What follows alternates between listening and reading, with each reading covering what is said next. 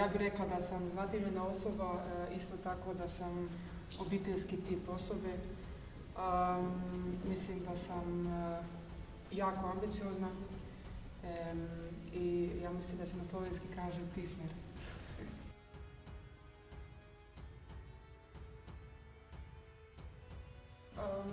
Pa sviđa mi se centar, naravno, pogotovo Ljubljanica.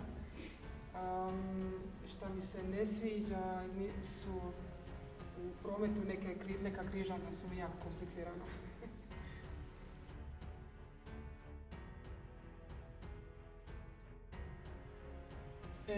Ja nemam nekakvog idola, ali mogu reći da mi je jedna osoba, a to je Sveta majka Terezija, koja me jako inspirira, a to je upravo zato što je širila mir i ljubav i mislim da je to nešto najvažnije.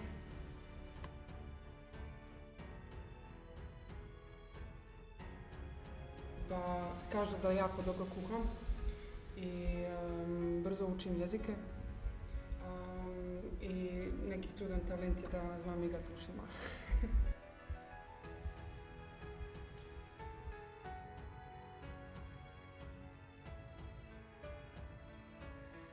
Pa s tim da sam se uvijek družila sa dečkim, uvijek sam htjela postati nogometašica ili vatrogasac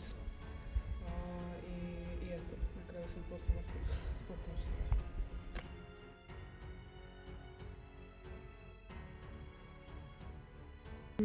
Pa s tim da studiram pravo, želim postati pravnica i to mi je sljedeći korak poslije